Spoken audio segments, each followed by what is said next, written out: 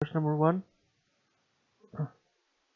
Most common anterior chapter 3 chest Asad. Okay. Question number 1. Most common anterior meningeal mass is thymoma. Question number 2. Most common cardiopulmonary angle mass is pad. The diagram of thymoma is thymoma anterior meningeal mass. The pericardial pad on CT scan and the pericardial pad on X-ray. Question number 3. Chest infection. Well-defined lesion seen at right heart border, pericardial pad. Chest infection, well-defined lesion seen at right heart border, pericardial pad. Question number 4. Smoothly marginated opacity and right cardiopulmonary recess, hospital unit of less than 10 on MRI, shows uniform high signal intensity on T2 with images, most likely diagnosed pericardial cyst. Hornsfield unit of less than 10, diagnosed pericardial cyst. The pericardial cyst is cystic structure and right cardiopulmonary recess, Hornsfield unit of less than 10, diagnosis pericardial cyst.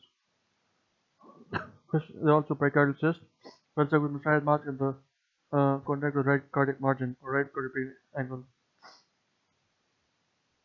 Question number 5. CT scan shows pericardial mass that involved contains one total substation.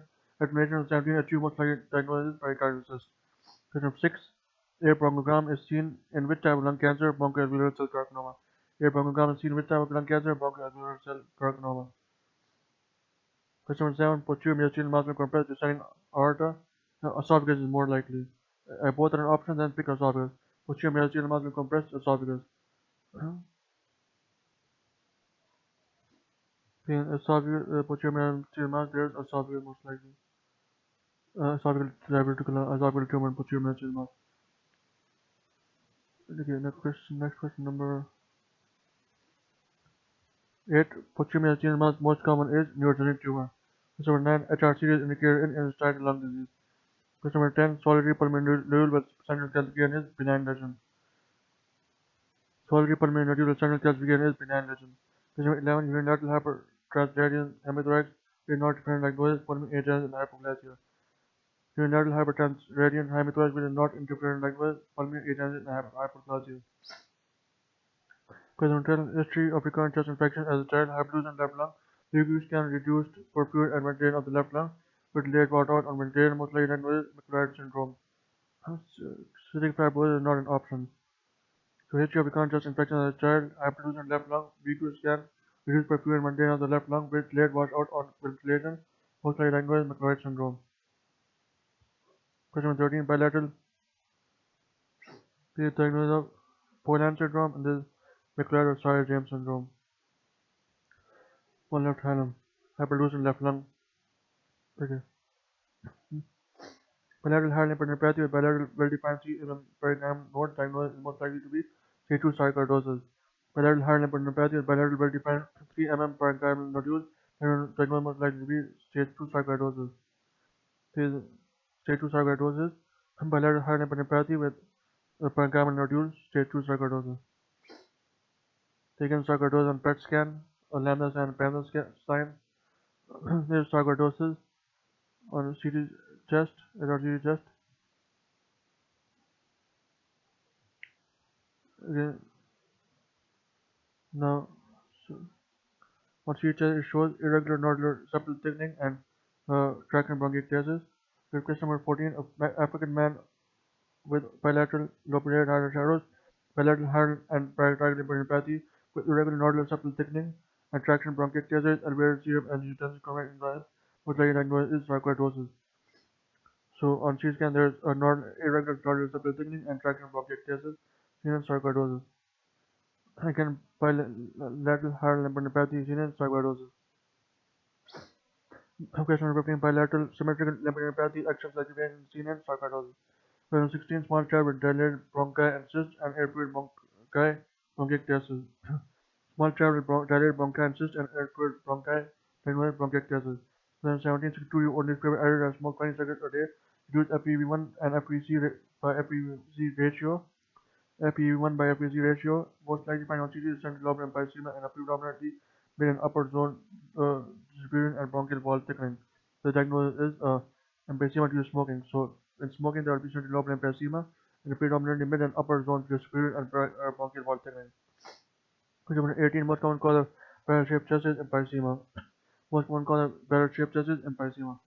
Question number 19. Permanent dilatation and destruction of terminal bronchi is emphysema. Permanent dilatation and destruction of terminal bronchi is emphysema. Question number 20. Absence of the right side pectoral muscle most likely diagnosed is Poland syndrome. This is again sarcoidosis in the hands. This X-ray both hands reveals bilateral symmetrical lace-like bone resorption in one of the phalanges. Bilateral lace-like bone resorption in one of the phalanges is seen in sarcoidosis. This is magnified in lacy honeycomb-like destruction of phalanges is typical of scleral sarcoidosis. Lacy honeycomb-like destruction of phalanges is typical of sarcoidosis. Scleral sarcoidosis. In the magnified view, lace-like honeycomb-like destruction of phalanges is typical of scleral sarcoidosis. This came in previous papers. This is Poland syndrome and the Swyer-James syndrome or McMahon syndrome.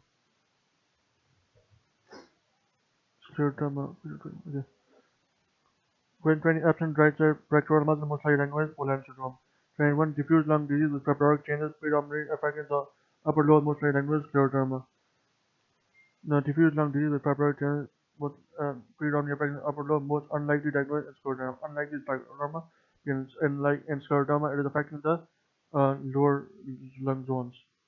So diffuse lung disease with fibrotic changes predominantly affecting the upper lobe most unlikely is scleroderma. Because scleroderma affects the lower lung zone. It's tactical esophageal scleroderma. Concentrated systemic sclerosis, common pulmonary finding of atrocities, honeycombing and pulmonary scleroderma. In systemic sclerosis, most common pulmonary finding of atrocity is honeycombing pulmonary scleroderma. 23. Classical feature of Klebsiella on chest X-ray is bulging fissure. Classical feature of Klebsiella on chest X-ray is bulging fissure.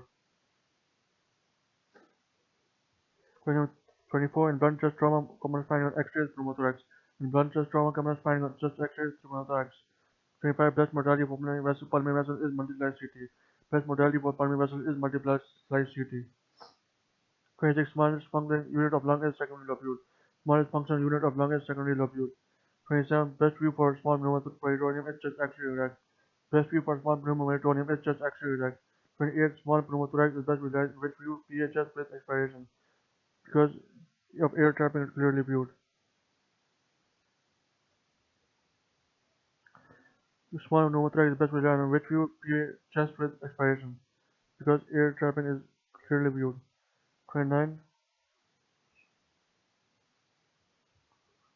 Investigation of choice for pulmonary embolism is a CT angiogram. Investigation of choice for pulmonary embolism is CT angiogram.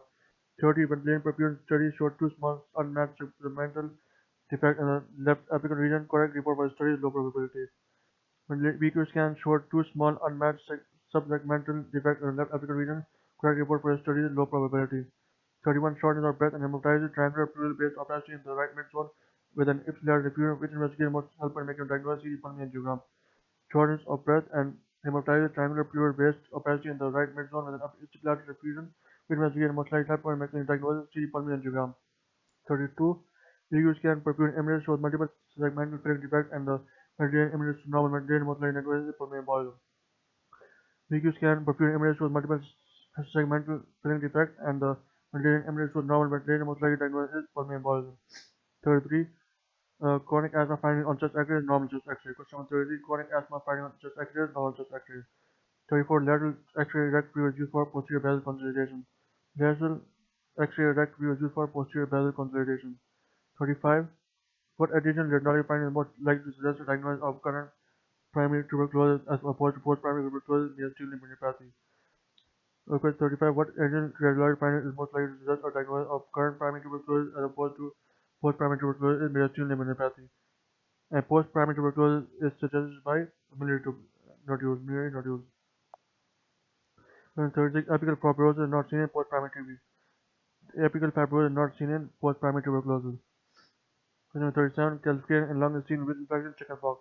Calcification in lung is seen with infection, chickenpox. Question number 38. Left-sided elevation of hemidiaphragm, common cause is eventration. Left-sided elevation of hemidiaphragm, common cause is eventration. 39. Multicystic lesion feeding artery from the thoracic aorta and the lesion most likely diagnosed into lobar sequestration. Multicystic lesion feeding artery from the thoracic aorta into the lesion likely diagnosed into lobar sequestration. Calcification in lung is seen in which infection? Chickenpox infection. Calcified nodules seen in lung is seen in chickenpox infection. Chickenpox and herpes zoster both have calcification in the lungs.